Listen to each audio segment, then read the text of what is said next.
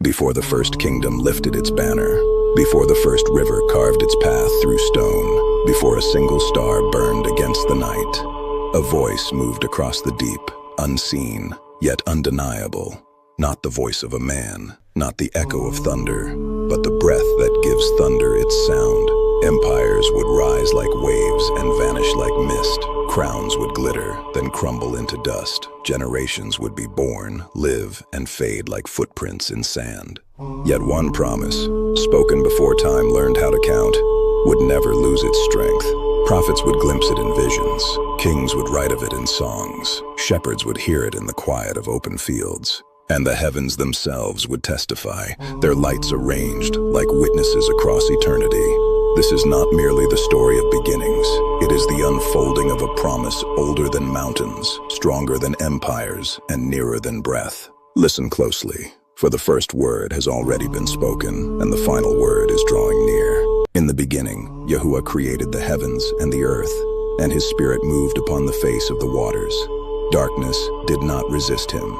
Light emerged at his command, and time itself began its march. Morning greeted evening, the heartbeat of creation. Mountains rose, rivers carved valleys, and trees lifted their branches as if in worship. The stars declared his glory. Humanity was formed from the dust, yet breathed into by the eternal, a living soul, a reflection of divine intention. For a season, harmony reigned.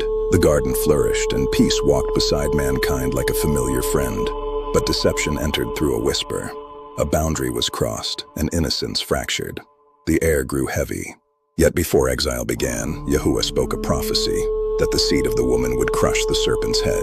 This was the first whisper of Yahusha, spoken before nations existed, before scrolls were written, before kings wore crowns. Enoch, Noah, and Abraham would later walk with Yahuah and receive the covenant promise beneath the stars. This story was about redemption, restoration, and the coming king, Yahusha, the Word who was with Yahuah. As generations multiplied upon the earth, humanity drifted from the voice of Yahuah, and violence filled the lands like a rising storm. Enoch walked apart from corruption, beholding visions of judgment and glory, recording warnings for an age yet to come. And centuries passed, yet the earth grew darker, and the cries of the innocent echoed beneath the heavens. Then Yahuah called Noah, a righteous man among his generation, commanding him to prepare a vessel of preservation before the waters. The skies opened, the fountains of the deep erupted, and the flood covered mountains, kingdoms, and the memory of arrogance. Yet within the ark, hope endured, carried upon the waters like a seed awaiting new soil. When the rains ceased, a covenant appeared in the clouds, a bow of promise declaring mercy would remember humanity. Nations rose again, languages divided, and the world spread across horizons, yet the promise did not fade. Yahuah then called Abram, leading him beneath a sky filled with stars, declaring a lineage that would bless all peoples. And within that covenant lineage, unseen by kings, the promise of Yahusha continued its quiet journey through time. The prophets spoke of this lineage as a root from dry ground, a light for the nations, a salvation prepared before the foundations. And still the earth turned, kingdoms formed, yet the promise remained unbroken beneath the watchful heavens. Generations passed after Abraham, and his descendants multiplied like the stars he once beheld. Yet the children of the covenant found themselves in bondage in Mitzrayim. Their cries rose like smoke into the heavens, and Yahuah heard them. He remembered the covenant, and his mercy stirred like thunder. A child was preserved in hidden waters, drawn from the river and raised within the courts of power. His name was Moshe.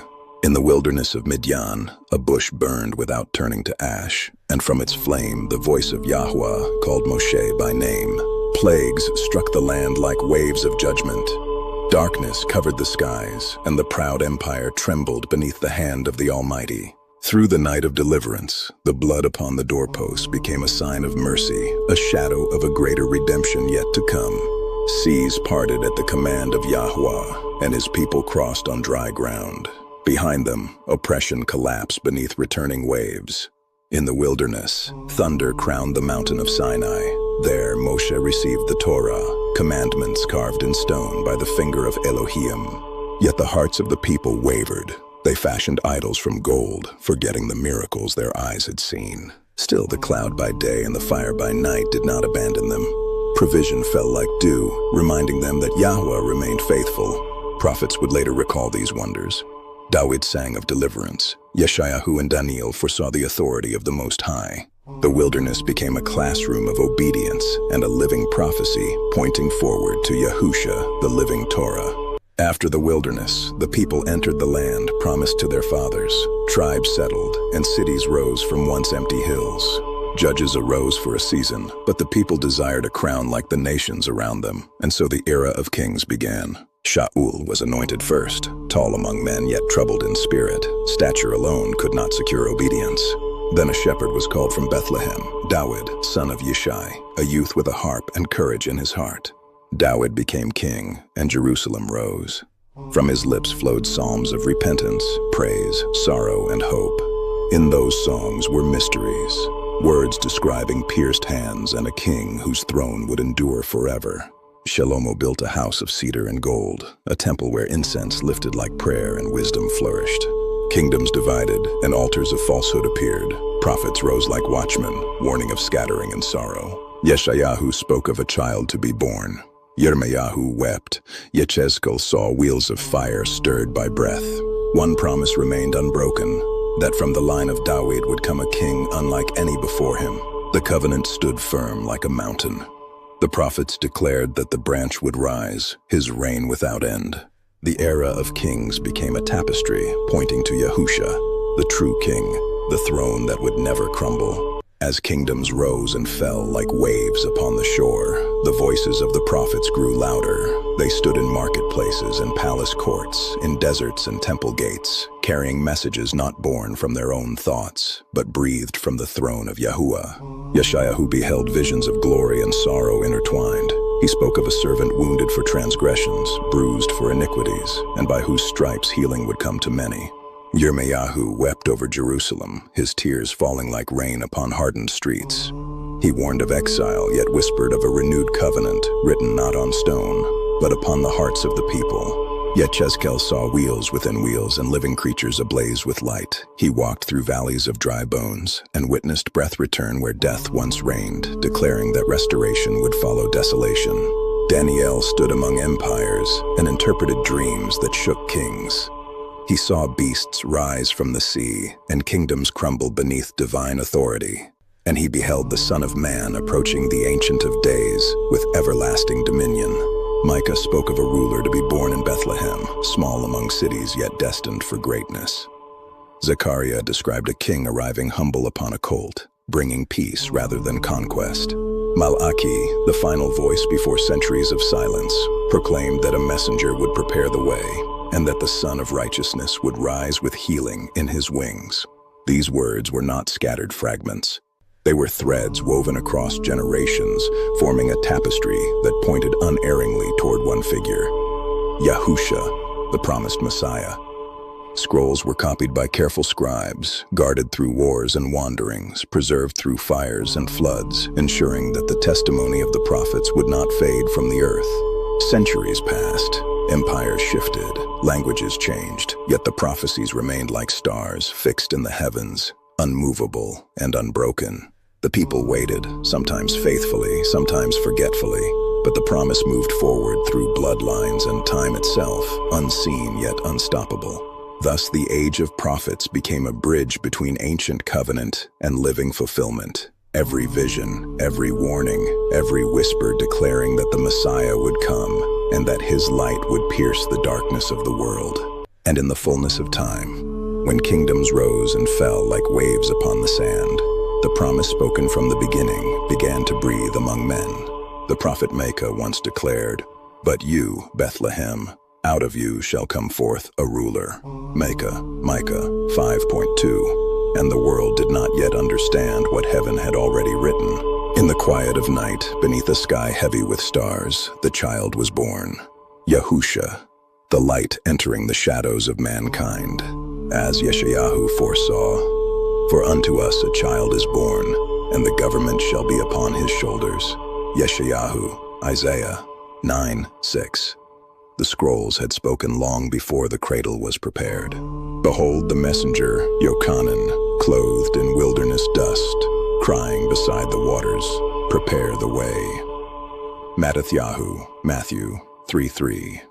A voice rising from solitude to awaken a sleeping nation. And the people gathered, not for spectacle, but for hope. For the lame walked, the blind saw, and the broken were restored by the breath of mercy. As Daniel once saw, one like the Son of Man coming with the clouds of heaven. Daniel 7:13. The vision was no longer distant. It walked among them. Behold the scribe Mattatyahu, recording wonders. Behold Yochanan, writing of light overcoming darkness. Their ink became bridges through centuries. Yet even as miracles unfolded, hearts of stone resisted. And the stone the builders rejected began to reveal its purpose. As written in Tehillim, the stone which the builders refused has become the headstone. Tehillim, Psalms 118:22. The heavens had whispered this truth long before the crowd shouted. Betrayal emerged from among companions. Silver weighed heavier than loyalty, and prophecy moved forward without hesitation. Zechariah had spoken. They shall look upon me whom they have pierced. Zechariah 12:10. The words trembled through time like distant thunder. And upon the hill of sacrifice, beneath a darkened sky, mercy and judgment met. And the veil between heaven and earth trembled. Yet the grave could not hold the breath of eternity. The stone rolled, and silence gave way to astonishment. As the prophet Hosea declared, after 2 days he will revive us. On the third day he will raise us up. Hosea 6:2. The scrolls had not lied, and still, many saw, yet did not see. Many heard, yet did not understand. But the promise had walked the earth, and the earth would never be the same. And after the stone was rolled away, silence did not return to the world. Proclamation did.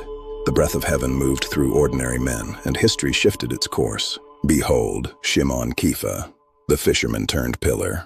Once fearful before a servant girl, now standing before nations with unshaken voice. As written in Maaseh 2, and it shall come to pass in the last days, says Elohim, I will pour out my spirit upon all flesh. Tongues of fire descended like living light, and languages unknown became bridges between distant peoples. The heavens had opened, and the earth trembled beneath revelation. Behold Shaul, once a persecutor, blinded by divine brilliance upon the road, rising not with hatred, but with purpose reborn. His letters traveled farther than his footsteps, to Rome, to Corinth, to Ephesus, ink becoming fire upon parchment. As he wrote, For I am not ashamed of the good news. Romans 1:16. Chains could not silence conviction forged by encounter. Behold Yochanan, the beloved witness, writing of light that darkness could not overcome. His words moved like rivers through generations unseen. The assemblies gathered in homes, caves, hillsides, and hidden chambers, whispering truth beneath the threat of iron rule. Yet persecution rose like storm winds. Empires feared what swords could not cut. Faith carried in the unseen chambers of the heart. As Mattatyahu recorded, You will be hated by all nations for my name's sake. Mattatyahu 24:9. The warning had been spoken long before the chains were forged. Still the message traveled, through merchants, through sailors, through prisoners, through scribes. No border contained it. Behold Lucas, the careful historian, writing not with haste, but with precision, so that future generations would know certainty. And the scrolls multiplied. What began as spoken testimony became written witness, and what was written became eternal echo. Yet even as the message spread, the world wrestled against it. Thrones shifted, crowns fell, and kingdoms discovered their fragility. For the words once spoken beside dusty roads were now shaking marble palaces, and the earth felt the weight of eternity drawing nearer. And the years continued their march across the face of the earth. Yet the final pages of the scroll had already been written in the heavens. Behold Yochanan upon the Isle of Patmos, exiled by empire, yet embraced by revelation. Isolation became the doorway through which eternity spoke. As written in Shazam, Revelation 1:7, Behold, he comes with clouds, and every eye shall see him. A promise not whispered, but declared across ages. Behold the scroll sealed with 7 seals. Mysteries layered upon mysteries, waiting for the appointed hour. Trumpets sounded in the distance like thunder rolling across mountains. Warnings carried on winds that no wall could silence. Behold the new city descending like radiant crystal, and Elohim shall wipe away every tear. A beginning beyond sorrow. And the story of mankind, written in dust and stars alike, awaited the return of the one spoken of from the beginning. Silence did not end the tale, expectancy did. And so the scroll that began with light has traveled through generations, through prophets, and through witnesses, and still its echo walks among us. The voices of Enoch, of Moshe, of David, of Yeshayahu were not voices lost in dust. They were lamps placed along the path of time. For the name that was whispered in prophecy, walked in mercy, and rose in victory, still calls across the ages. For every generation is offered a choice, to drift with the noise of the world, or to listen for the still voice that has never ceased speaking. The prophets pointed forward. The witnesses carried the flame. And now the question rests with those who hear. Will the words remain distant stories, or become living truth within the heart? Let the seeker seek with sincerity. Let the listener listen with clarity. Let the heart remain awake while the world sleeps.